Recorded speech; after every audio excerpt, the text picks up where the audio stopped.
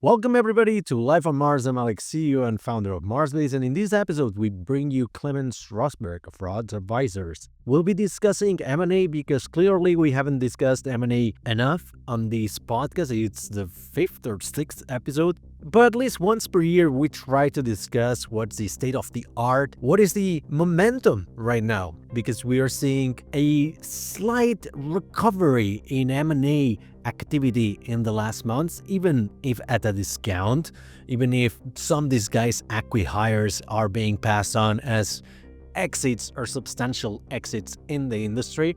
So these and much more are the topics that we discuss with Clemens. We also discuss, being being on both sides of the table, because he's been a founder, he's been also a banker, and now he's an advisor in these M&A processes, right? So we will discuss pricing, we'll discuss negotiation, etiquette, and much more in a super interesting episode. And also the question of the day, which is, have you used any advisor in any capacity at your company? If so, let us know in the comments down below. We'd love to hear your experience, and without further ado, let's jump right into the episode.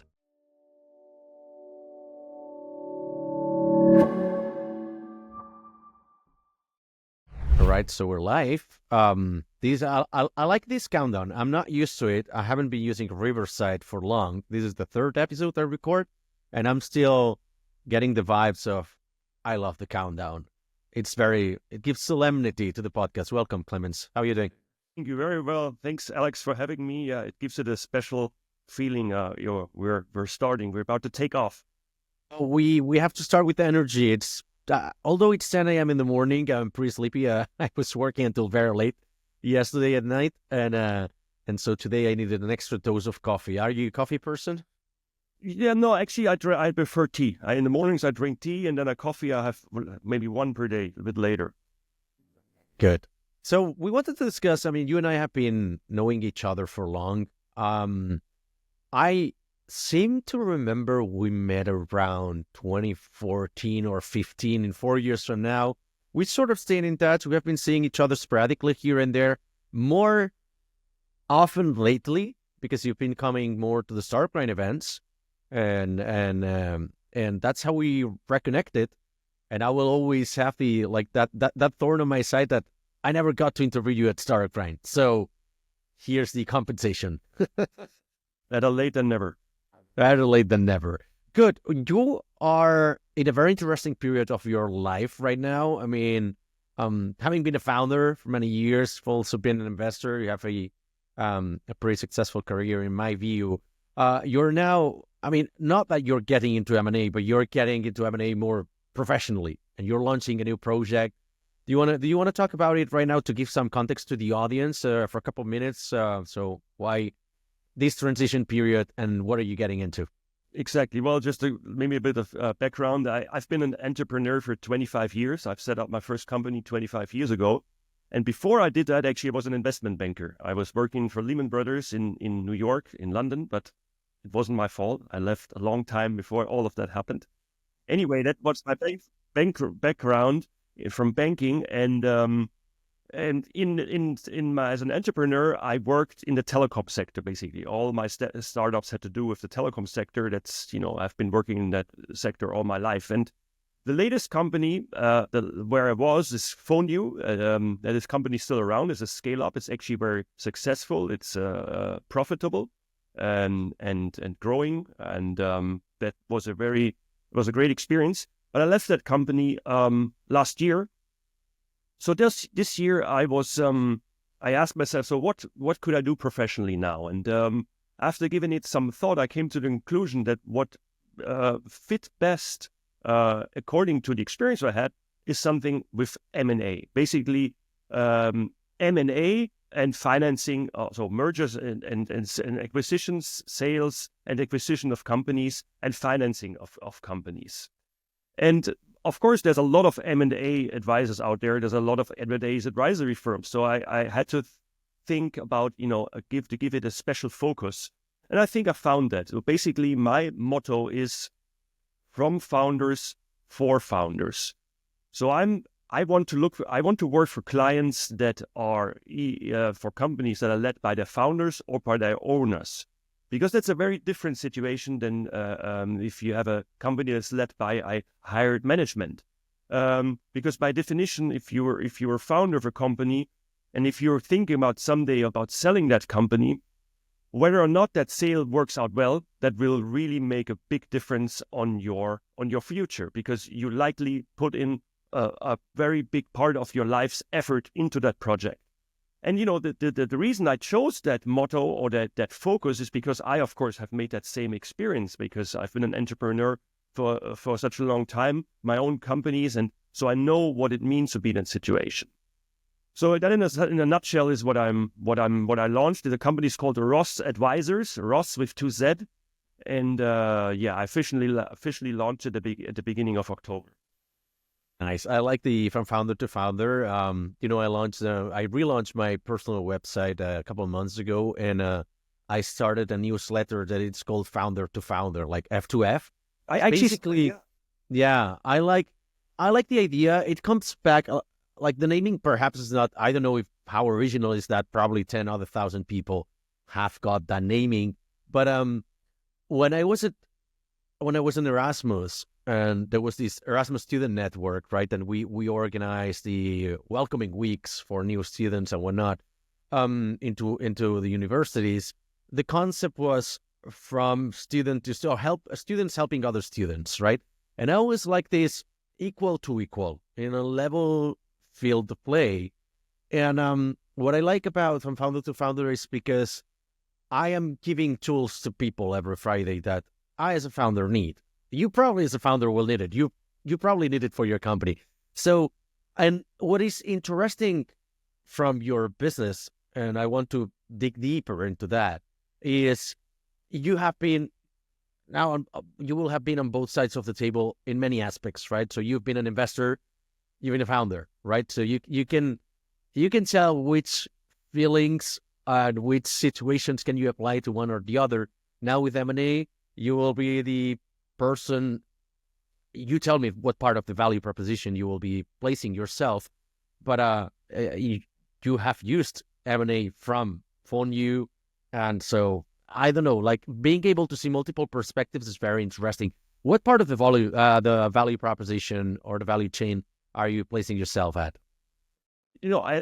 I'm basically Ross Advisors is an M&A boutique. So I'm an M&A advisor. So I'm a if you want almost a consultant, I'm an advisor to companies who are thinking about selling themselves, or who are thinking about acquiring other companies, or companies who are looking for financing. And an advisor means a lot of things. I mean, it's the classical steps of an M&A process, where you first look at the company, you analyze it, you come up with a strategy, you think about the positioning of the company, and then you prepare to go to market. Go to market means to reach out either to potential buyers or to reach out to potential investors. And you prepare by doing research on who could be the right set of companies who would be interested in your company. You prepare the documents, which is a summary, a business plan, Excel, all of these things. And I, as an advisor, I would be doing all of these things and then executing the process and eventually, hopefully, successfully closing it. Okay, yeah, because M&A boutiques, for people who are not very well versed, are kind of like a black box, right? M&A is a field that not everybody knows what is it about until you face it the first time. And once you know one person working on this, you start meeting all of them. I think that most entrepreneurs, and I myself included, right? I didn't get in touch with M&A until, I don't know, like 5, 6, maybe 8 years deep into running my own company. Not because we entertain any M&A process, but because we are in the industry, right? And you hear all the time companies selling, but somehow when a company is sold, normally the M&A company is not mentioned. And so in the news, these kind of companies, they don't get any sort of exposure. So you sort of assume that M&A is like magic, right? Companies get sold and bought all the time, but we don't get to see who actually worked on these, right? And some of them are doing the sourcing, some are only in advisory capacity, like it seems that you are here. Some of them do audits, some of them do all the things, right? They're a one-stop shop, so it really depends on the volume of the transaction. Some of them they don't work on deals below $100 million, while others are like for more like smaller stuffs. And so we've had 4 episodes so far in the podcast, which for a podcast of technology, 4 episodes out of 80, it's pretty high. 3 of them with Mike Cunningham from Transcend Partners, one very good friend from the company, and the other one with Founder Partners from the US. And the funny thing is, these are the episodes that perform the most, right? So it's like people don't give a shit anymore about programming languages. They just want to sell their company, which brings me to my next question. It's been a economic downturn. It's been a relatively bad market for selling, or for selling well. It's been 2 great years since the stock decline in the technological scene. And while it's been very bad because scale-ups and corporations didn't have like the money, or investors didn't want to lend out more money, private equities have been making the rounds, and they've been buying tons of companies, right? What kind of activity have you seen in the last 2 years? How active have you been? And where are we sitting now? Do we see any kind of recovery in M&A or? Well, I mean, just to give a bit of context, when it's true, everybody speaks about there's a downturn in M&A markets. And, just to translate that, what that means basically that there are less transactions, less companies are being sold and bought. And those that are sold and bought are often sold at lower valuations than before. But the question is, of course, compared to what? And if you look at the statistics, then of course people compare it always to the last peak, because that's what everybody aspires to sell their company for as much as possible. Whether or not that makes economic sense is, of course, a completely different question. So the high of the market was in the first half of 2021, actually. So interestingly enough, during the first year of COVID in 2020, there was actually a lot of activity. It was really a lot of activity, because actually a lot of companies, of course, who were afraid of this new situation, they decided, okay, maybe this is the moment to sell. And there was a lot of money in the market. There was a lot of appetite. So the markets were very active, and we had the high in globally speaking in the first half of 2021. And since then, yes, it has gone down a lot. It has gone down a lot in the number of transactions, which are actually today on a somewhat comparable level to, before COVID in 2019. But what has gone down significantly is the average valuations. So this year, I mean, also you have to differentiate between the different markets. Here in Europe, this 2024, the markets have been okay. They have been more or less on par with last year. But that seems to be actually the case, because there were some really big mega deals which pulled up everything. In the number of transactions, there has actually been even a reduction. And then it also depends on the country. The UK, for example, has done extremely well. There's been a lot of activity. Germany has been really down, has gone down even further, because Germany, has seen a great reduction in M&A volume since 2022.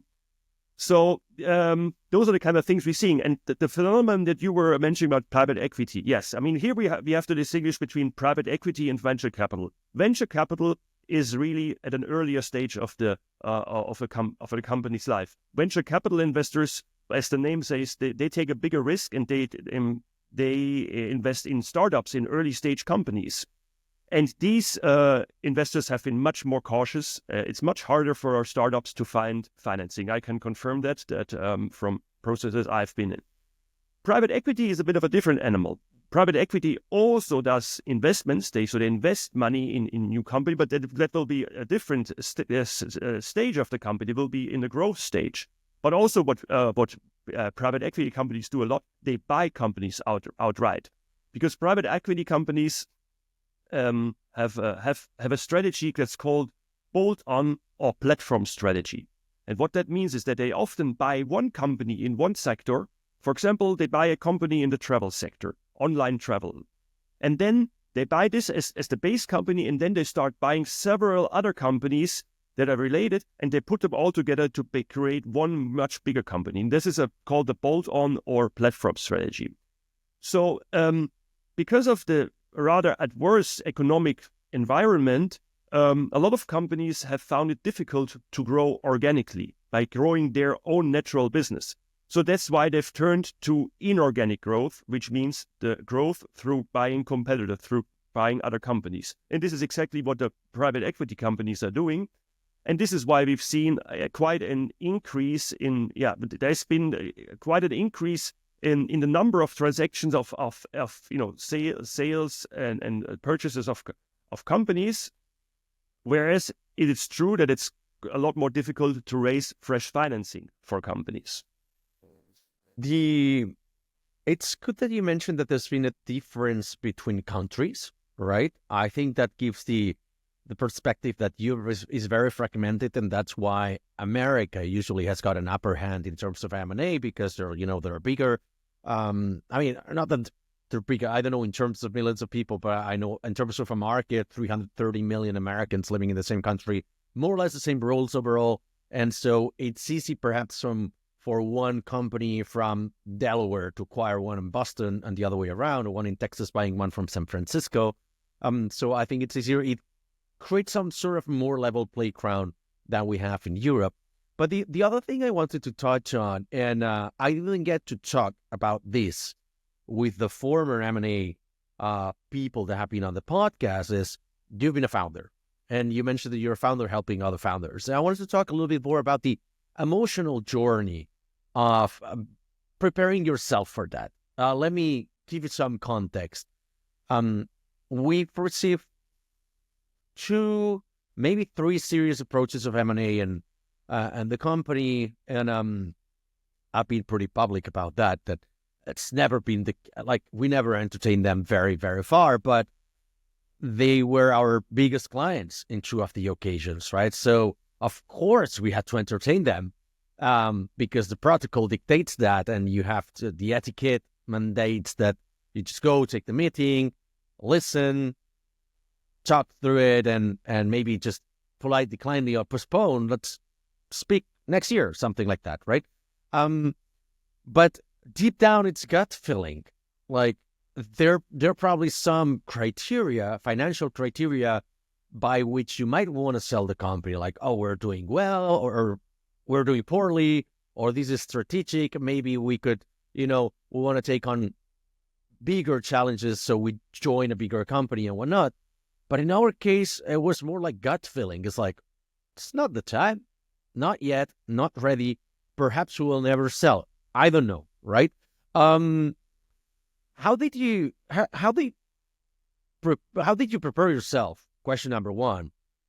Question number 2 is, how will you be helping entrepreneurs to prepare themselves for selling their companies? Right. How did I prepare myself for? Well, I haven't sold my company. Yeah, I know you haven't sold, but partially. You investment, you've taken a step back or down. So I don't know if that helps to prepare for the M&A journey. Yeah, well, I'm not part of the company anymore. So if one day that company is sold, of course I'll be happy because I have a return. I always try to tell founders the following, that they have to realize, especially when they have a tech company, it's not a family business. There is very, very few tech companies who make it on their own. And making it on their own means that they become so big that they can be sustainable by themselves. There's so much disruption, there's so much technological development in the tech sector in general. It doesn't really matter in which subsector of that where you're in, that you have to be very careful. And I try to explain it with a decision tree. When you have a company in the tech sector, there's 2 possibilities. Either what you do is relevant or it's not relevant. So if it's not relevant, then you're probably not commercially successful, and you'll probably go out of market, unfortunately. Then there's the second option. You are successful. What you do is relevant. Then there are again 2 options. And these options are, either You sell yourself on time because you're relevant and somebody else is interested in you, or you don't. And then somebody else bigger will come and replicate what you have and you'll go under. And I've seen this personally with friends who've set up companies and they didn't really have a strategy. They didn't have a strategy because in one case, they were so lucky that they didn't need outside investment. They didn't have, other investors. They got some bank loans, but so they didn't have any pressure. But you really have to think about it. And also as an entrepreneur, we often see about these companies that are sold and very successfully and it makes the founders rich. But, mostly if there's a median time of how long ago a company was founded before it was sold. And that median time is often around between 12 to 15 years. So it's a long time. It's a big part of your professional career. So what I'm trying to say with that is it's legitimate as a founder that you think about the exit eventually because you have to lock in value. Because if you don't, you may be left with nothing. And also, I've lived some years ago, I lived in San Francisco for a year and it was very interesting to see the mindset of the people there. And there, the mindset of founders is quite different. They are all repeat founders. So it's very common that you set up a company, you're successful, you sell it, and then you take these funds and reinvest it into a new project. And a lot of them, they do it even more than once, several times. So again, but it's important that the first time you do that lock-in of value and that you don't miss the right point. Of course, anybody listening will say, yeah, of course, you have to say that you're an M&A advisor, it's your business. Exactly. Money. Yeah. It's your incentive. But, speak to you also from my personal experience. And again, think about this. This is your baby. You've invested 10, 15, sometimes more years into this. So you don't want it to go under without any return. I take it's hard to let go, right? You've been working for so many years. You've eaten ramen and Monster for 2 years. You were under like a really, really low budget and worked through nights, weekends and whatnot. And I don't know, maybe it goes very well. You can sell it or it doesn't. And the only option you have to survive and to make some pennies out of it is to sell the company, even if it's at a discount to a low bid seller, but at least you've sold the company and you will get something out of it, right? Rather than shutting it down. But I remember like another good, maybe this is unsolicited advice, but I will give my 2 cents about what you're saying about the value proposition, right? About what you're saying, like someone else will come and do what you're doing. I think this is super great advice for product companies. For services, we're more or less we offer all the same. We're much more of a commodity, if you will. But I remember the first time we were approached by our biggest client and we took the meeting, and after the meeting, I went to my 2 co-founders because we didn't have much time to prepare. And it's so funny. We always took the meeting naked. And so after the meeting, we just take the elevator, go that we didn't even go 5 meters beyond the door of our client and say look, we're not going to sell, but if we sold, what would we be doing in 3-5 years from now? Because we'll have to stay with them for this amount of time. And Jordi, one of my co-founders, said, we'll create the same company. And I'm like, fuck no, motherfucker. Then we're not selling. What's the point? Sell the company to create another company and start from scratch. It's no, I'm not taking that shit. I'd rather continue building what we have right now, or else we sell and we do something different. But to go back to square one and do the same play, I wouldn't say it was extremely hard for us. It's been kind of it's been relatively easy. But, you go back to zero budget, zero clients, build a brand, start messaging people, telling them why you sold MarsBased, but then you're creating a new company, and how will they trust that you will not sell again? Because you probably fucked them over when you sold the company, right? So it's hard to let go, right? For us, it was more we don't have the upside was not very good and the downside was terrible.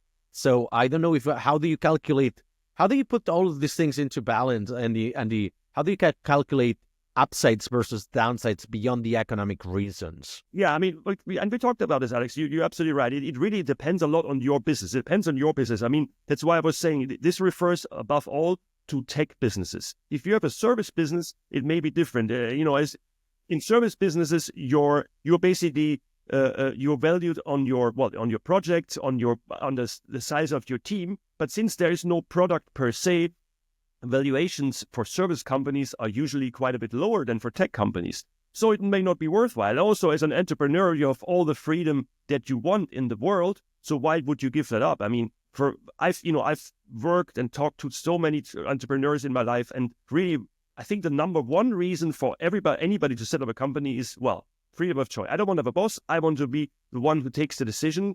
So that's worth a lot. And also, I totally confirm what you say. Because it had happened to myself and my partner in our first consulting company. That went well in the beginning. We grew up to 10 people. But then, the .com bubble burst, 9/11 happened, and had a lot of negative impact on what our sector. So unfortunately, we had to let go of our team, and we were only the two partners we were left. And you're right. Once you've set up a company like that, and it's up and running, but then you go back to zero, actually, you really don't feel like doing it again, because it's like, no, it's kind of, the excitement is gone. So do something else. I mean, we did that. And a few years later, we set up a different company, which is, we'll now phone you. We set that up. But doing the same again, it's probably not a lot of fun. One thing that I'm very curious about your opinion on this. Normally M&A people will tell you, you guys should prepare your documentation, have your data room, everything prepared for the potential event of an M&A process, right? But we all know that founder's life is very messy and the company changes overnight. And we're always very busy with 10,000 things that we could do. We're not ready to have I'm going to spend 3 weeks to prepare all the documentation, to have everything in place, all the paperwork, all the certificates and whatnot, and to be prepared for an audit or a due diligence, right? Of course, the many boutiques are like, no, you guys should have it. If you don't have it, we can help you with that, because they want to sell you that service. What's your position on this? How would you approach this as a founder? Is that something that you think every X months you have to dedicate some time to do it when you are potentially eligible for an M&A process? Or no, wait until the first process, prepare it, even if you are signaling that you are a first time approaching this kind of processes because you don't have it. Therefore, it signals that you're a rookie. Yeah, well, no, actually, I would go with the latter option. You're absolutely right. This is a lot of work. I would definitely not do it out of the blue if there's no specific reason. Also, I mean, it's good to be prepared, but I would say be prepared in general by doing good housekeeping on your company. Keep all your administration in order, all your documents, all your contracts. That should be in an orderly fashion. Yes, absolutely. But preparing a data room and or even documentation about your company, like a business plan, just in case somebody may know, but I would definitely not do that. Also for the very simple reason that this data gets outdated very quickly. And so then if you do it today and then somebody approaches you in half a year, you will have to go back and update it anyway. So I would recommend, often the trigger for an M&A process. So the trigger that you are actually really considering selling your company is when you are approached by a potential seller, by just one. And this is like a classical trigger. And in that case, what I would recommend if you think that buyer is serious, in that moment, hire an M&A advisor and start a formal process where this one buyer who first approached you they can be a part of that process, but you also deliberately invite other potential buyers. And this is the moment when you start preparing all the preparations. Of course, you'll have a bit of delay. It's not immediate.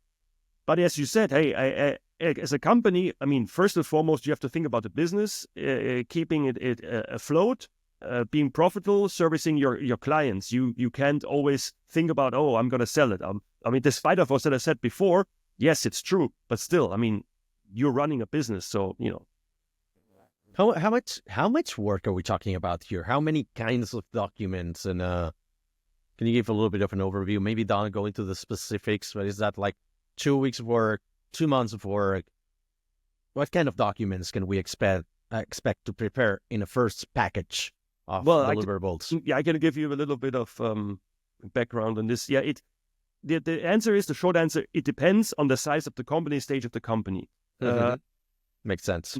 For example, in my company, a few years ago, we ran a financing process, which I was in charge of. And in the course of that, we also had to prepare a due diligence room.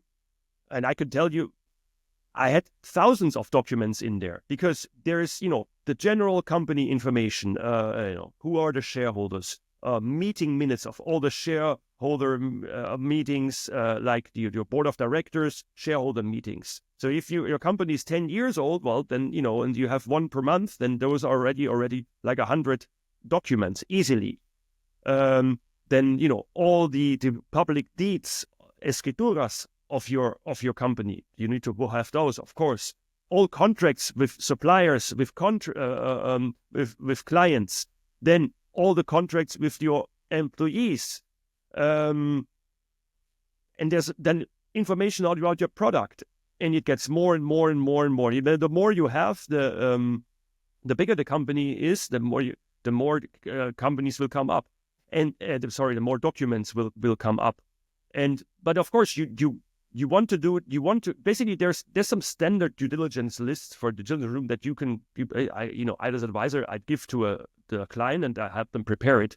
And you start with that, but then during due diligence, often the buyers will even ask for some additional things.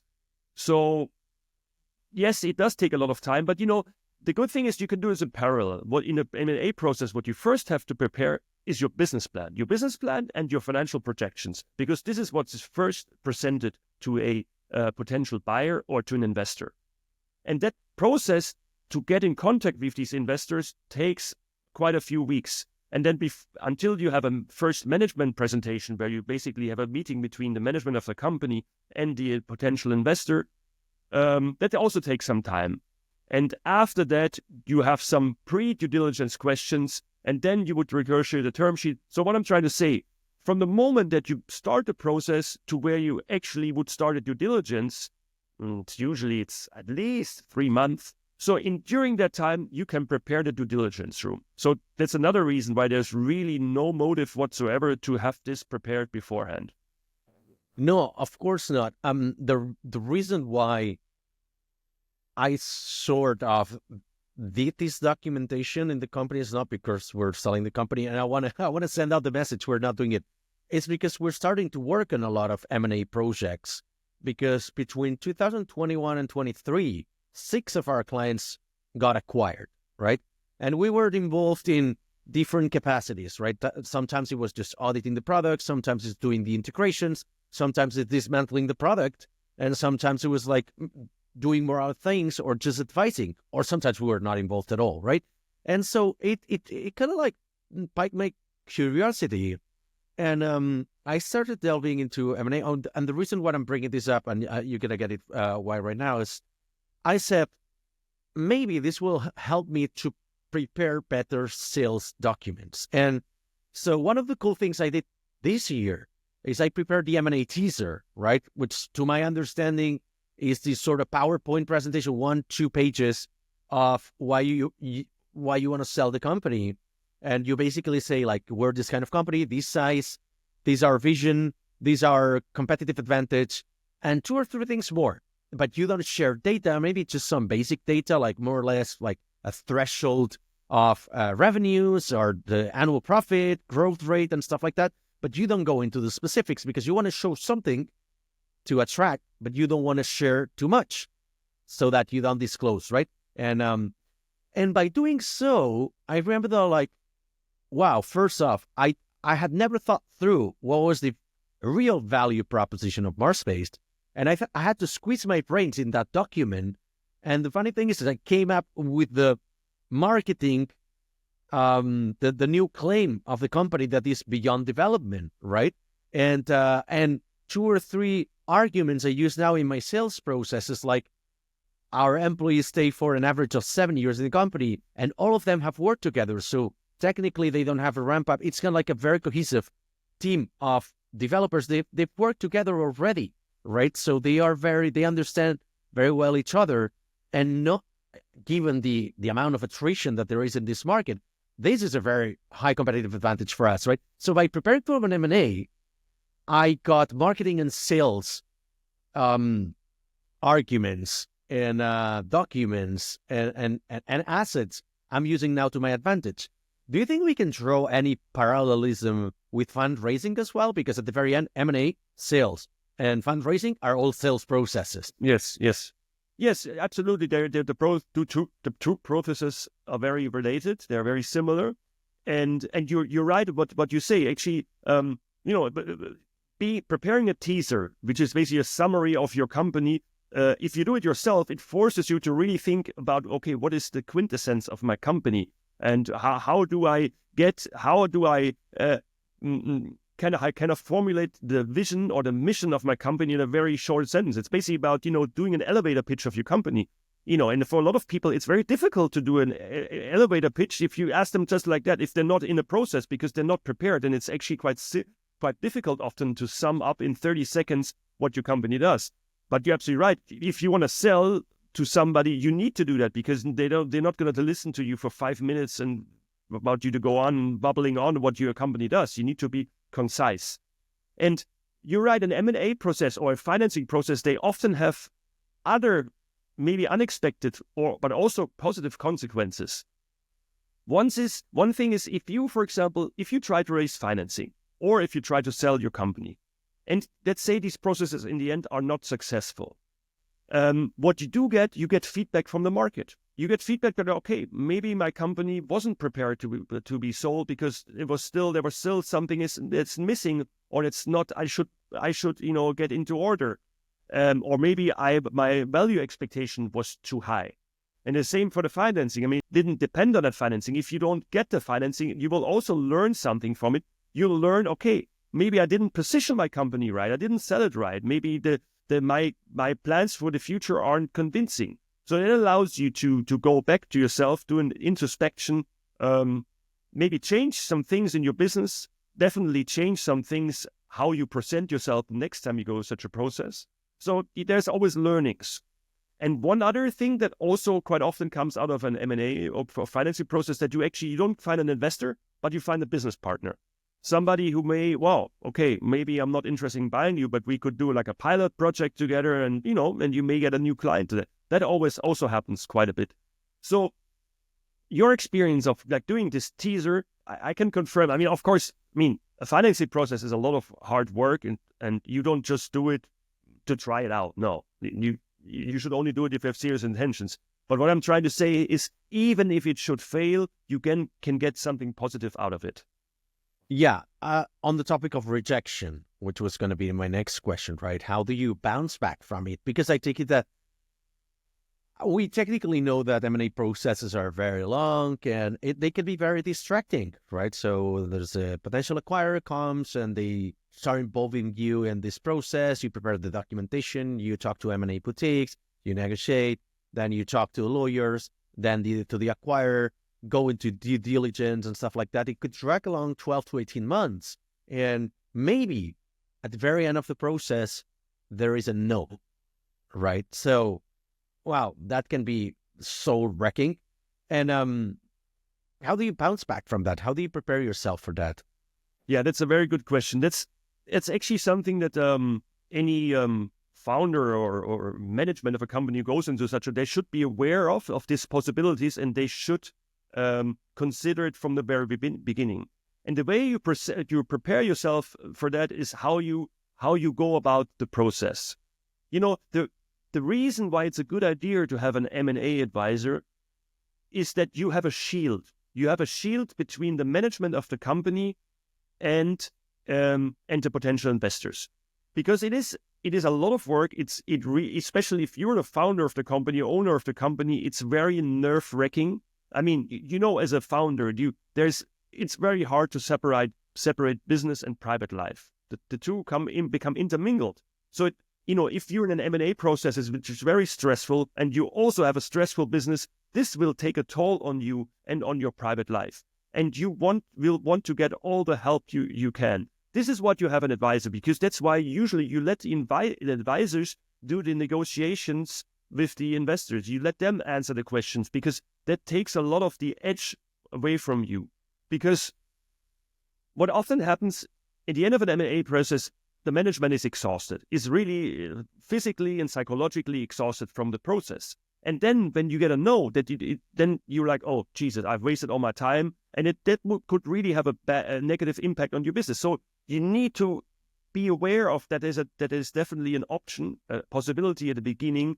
And you need to mentally prepare yourself. Okay, well, I'll pull through no matter what. Even if I don't sell the company, okay, my company is still going, then I'll just continue, and maybe I'll try in 1 or 2 years, and maybe, as we said before, you get some positive learning out of it. But you need to prepare yourself psychologically for it. And again, this is the function of an advisor, to act as a buffer in between you. Use that buffer, because otherwise you'll just burn yourself if you expose yourself. So you don't need to be an expert in that. There's other people. It's better for you to be an expert in your business to make it successful. That would be, my advice on that. Actually, if I forgot that yesterday we recorded another episode, but for the Spanish feed, right, with Diego Mariño, who's creating a sort of a boutique M&A friendly for founders as well, which I guess now is the trend. That is called Pétalo, and he touched on something very interesting. I want to get your take on that, which is, what clauses would you recommend for entrepreneurs to demand as part of the M&A? Like, for instance, he mentioned, I didn't know back at the time he sold Daxport to New Relic in 2014, and they convinced him to have some leadership in a part of the company, but as soon as he joined the company, that area disappeared, and his duty was something else. And they told him, now you got to do this. Like, he was like a project manager or something like that, and that's called the tour of duty. This is what you got to do before you quit the acquiring company. And so he said, had I known that, I would have requested or demanded to have a clause whereby if my responsibilities within the company change drastically from what I was hired to do, then I'm out, right? I don't know, what other things, you have been a founder, can you recommend other founders that they request in the negotiation process? That's an interesting question, because you say request. Well, I can recommend a lot of things that you should request, but for the first place, you have to ask yourself in what position you are in the negotiation. Normally not very good. Well, it all depends on how your podcast company is, and it also depends on the market cycle. Going back to what we talked about before. Before, there was a very high demand for companies, and that meant it's kind of a graph that it crosses itself. When the market is very high and there's a lot of demand to buy companies, then you as a founder, you can ask for a lot of things. Often you can ask for an all cash deal. Your earn-out period will be short, if that is the case, these clauses they're not so relevant anymore. But if the market is in a less favorable position, as we are right now, it's not really bad, but it's definitely worse than it was before. Well, it means that you will not get all cash for your company. You'll likely get like a part share paid in shares of the acquiring company. And of course, there's always some earn out. It's normal. It's part of the game, where typically at least 1 to 2 years you'll have to stay. And of course, you can try to protect yourself in any way you can. But I would caution here. I would say proceed with caution, because if you give indications to the acquiring company that you are kind of not so keen or willing to do the earn out, it's a bad sign. It's because it's a bad sign. It's like you don't believe in the project. Because the reason that the buyer wants you to stay on is, first of all, because of your knowledge, but also secondly, because they want to link your payout to the success of the company. Because otherwise, it could just be that you sell the company to them, and 2 months after, and you leave without an earn-out, and after 2 months after you left, the buyer finds itself that this company actually wasn't as great as they thought it was. And the way for them to protect themselves is through these earn-out periods. So as the seller of the company, you want to be careful not to send the wrong messages. And of course, I think that what happened to the person you just referred to, that was unfortunately, but I think it's difficult. It's difficult to foresee all the different possibilities. I mean, there's a lot of things that could go wrong or could go south, and of course, you should take some precautions, but to what extent? Because also, and often these deals, they're how do you say, there's a lot of possibilities that they can go wrong. Until it's not closed, there's always a high risk that it may not end the way you want to. So therefore, all of these things matter, and you want to keep it simple and with a positive outlook. So if you go, okay, once you buy the company and you do this and this and that, then I want to have this and this and that. They're like, hey, come on, I'm buying the company. Of course, I'll be deciding, So, The client is always right? One of the biggest bullshits that we've ever heard. But I guess everybody perpetuates this. Of course, every founder, given the opportunity, would like to request, I'm selling the company, but I'm out of the equation because I want to move to the next thing. Give me the cash and I'll go create another thing. So then the acquirer's like, well, precisely, I want you. Well, maybe not. I think all the acquiring companies know that the heart and the mind of the CEO of the acquired company will be somewhere else. But the fact that they stay is good for the team morale, right? So if they buy MarsBased tomorrow and I'm fucking off, or like the 3 founders were not staying, the team will be like, you guys sold us, right? What's the point? And they will leave the day after because they have no obligation. Maybe the founders sue, but like they don't. And so, but the fact that you're staying, maybe that sends out the message that nothing will change. We'll continue operating independently, which and sometimes it's true. Most of the times it's not, but it's a disguised lie. But you got to sell it to the team, right? And because you have your earn-out. So my point being, how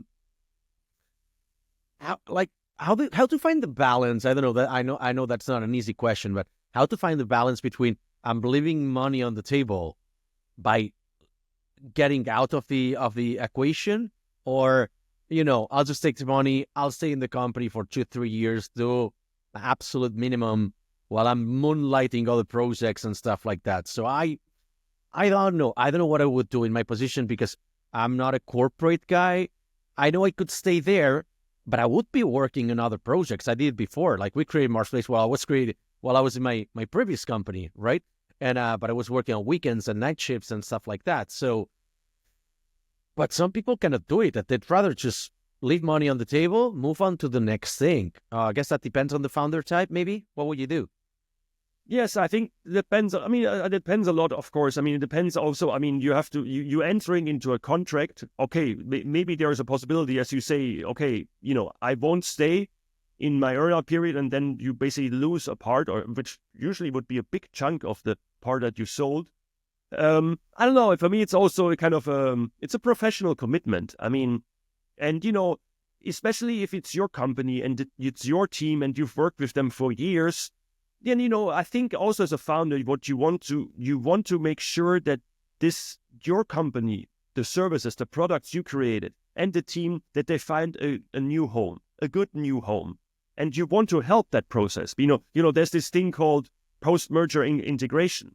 A lot of this actually, a lot of actually M&A transactions fail after the transaction because the acquirer and the acquired company, they don't integrate well, because the integration isn't done well because of different corporate cultures. So there's a lot to be done. And of course, it helps a lot if the original founders or CEO or management is still there. So, I'm saying, of course, it depends on every person. But, personally as a founder, I think it makes sense to also consider that you because I mean, all of the people you worked with, you may come across them later on. And as you mentioned before, you don't want them to feel, hey, this guy just sold us and to get the money and then he didn't care about us. I think that wouldn't be a legacy you would like to leave behind. Good. I don't know. Like we're running overtime. I don't know if you got like 5 to 10 extra minutes because I have so many questions, and I will actually take on the occasion to ask you a couple of startup brand questions I never asked. I got to ask you. So, one related to M&A still is how much money, like a company of say, like companies that are being sold right now, companies up to 20, 30 people, maybe tech companies because they're selling out to a bigger player. Let's put it. I take it. People in our audience are more or less this size. How much money do they have to put up front for this kind of processes for M&A between boutiques, advisors, and whatnot? It depends. I mean, there's two models. There's a model where you have a retainer and a success fee. That means you pay the M&A advisor a monthly fee, and then you get a percentage of the company that's sold. How much, more or less, in both cases? It depends. For smaller companies, it would be a few €1,000s per month during maybe 3-4 months. And then the success fee, well, I mean, where I come from, it's typically 5%, but it depends a lot on what the amount of work you do. And there's another model where you have an M&A advisor that works only on a success fee, so they only get a fee once a company sold, which is of course the better option for the entrepreneur because they don't have a cash flow, that they have to put out up front. However, your costs aren't really covered, and also there's always a very high risk, especially with smaller companies, that the process will not go to its end, because at the end of the day, the owners of the company at any point they can abort the process for whatever reason. And as an M&A advisor, you can't protect yourself against that. So I personally, the way I protect myself against it, that I asked for a retainer, because I also believe in, what people don't pay for, they don't value it, they don't appreciate it. And, but again, it depends on the point of view for the company. Obviously it's better if they have a success fee only model. No, of course. I mean, 100% I agree on having this sort of like paywall, because as you said, like, si no pica, no, si no duele, no. Like, that's something, no pain, no gain, right? Actually, that would be the exact. It's funny that I got the sentence right in English and I didn't know how to say it in Spanish. This is how used I am to speak Spanish for business. Like, literally, I have no idea about some terms or sayings. No, of course, the paywall helps. Well, it qualifies. Like, at the very end, M&A is also like, for you, it's a sales process and you have to qualify your prospects. And so if 3 out of 5, they don't want to pay a retainer because they're like, oh no, we totally don't, like, we're aligned with this, but we don't have the financials and we're not. But you have 2 other options that they pay. Just go for the paid ones. I mean, not because it's easy money. It's because most likely they're going to be ending up as better clients because they want to put up money up front. There's more trust, right? And so anyway, so the startup brand question I wanted to ask you, I mean, you've come to a few events. There are a couple of signature questions that we asked there. One of them is your most expensive fuck up, and how much money did it cost to the company? €70,000. Oh, wow. What was it? And basically, I spent €70,000, one of these, like una cesta de Navidad. It cost me €70,000. Let me explain the context. It's a Christmas box, right? I don't know if that's the English, like, but yeah. Yeah, exactly. A Christmas gifts, yeah. box. Yeah. Wow. Yeah. Basically, what happened, we were raising financing. It was like the first, it was the second round, and in PhoneU, and we had these advisors, and that had been recommended to us. And, already at the beginning, after a few weeks, I didn't really like the way it was going, and I was actually thinking about firing them, about not continuing, which we had the option from the contract. But they convinced us to stay on because, because we needed the financing. In the end, we found financing on our own, without, through our own contacts, and we closed it. And they still got their fee, which was that €70,000. And for Christmas, they sent me this Christmas box, which ended up costing me 70,000 euros. And well, that really hurt because, I mean, the round wasn't that big and, But how come they get a percentage if you, like, on money they didn't bring to the company? Like, because, I mean, what was the deal? because the thing is, you pool the effort. I mean, the advisor, they do more just the contacts. They do the whole preparation. They advise you the process. So, in per se, it may not be a bad setup for a contract. I just feel these guys in the end didn't add that much value. But, of course, in hindsight, you're always smarter. Okay. And the other star brand question, it's the useless superpower. So everybody has got a useless superpower, something you do extremely well, but it's fucking useless. What would be yours? Wow. Very useless. It has to be something like I always put on the socks, like on the wrong foot and stuff like that. But like it happens every day. So I do it very well, but it's, it's useless. Wow. You really got me on the spot there. Useless. I mean, I can recognize a lot of songs when I hear them playing on the radio because I really love music. But for business, that really doesn't get me anywhere. Any particular type of song, like songs you don't like? Like, for instance, one of my useless superpowers is I know the lyrics to songs I don't like, but I don't know the lyrics to the songs I like, right? It's like all of these songs like Rihanna, Britney Spears, One Direction, they get stuck in my head because it's like pop shit. Oh, and yeah. you hear them everywhere. But my songs, I love them, but I don't know the lyrics to them. So it's like, geez, why is my brain playing on me? Yeah, well, it happens. They're made like that. These pop tunes that they stay in your head. Yeah, I mean that's that sounds bad. I know. Well, can I to wrap this up? Well, thank you, Clemens, for being here. 1 minute for you. I'm rolling out the red carpet. How can we help you? How can we help your new initiative? And if you got something else to share, it's 1 minute for you. Well, right now I'm basically in the period of, let's say, seeding. I'm spreading the word about this new project. Obviously I'm looking for clients. I'm looking for companies which are founder or owner led who would considering selling themselves, or company who want to raise capital. At the same time, I'm also reaching out to a lot of investors just to make the contacts, because I have quite a lot of contacts in the investor community, but they know me as an entrepreneur who's looking for money. They don't know me as somebody who's bringing opportunities to them. So, I'm also working on that. So, to help, I mean, to spread the word, you're helping me with this podcast. So I'm very thankful for that.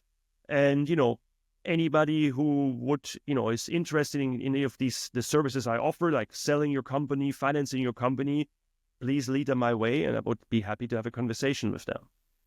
Clemens, vielen Dank. Vielen Dank. Thank you very much for your time, Alex.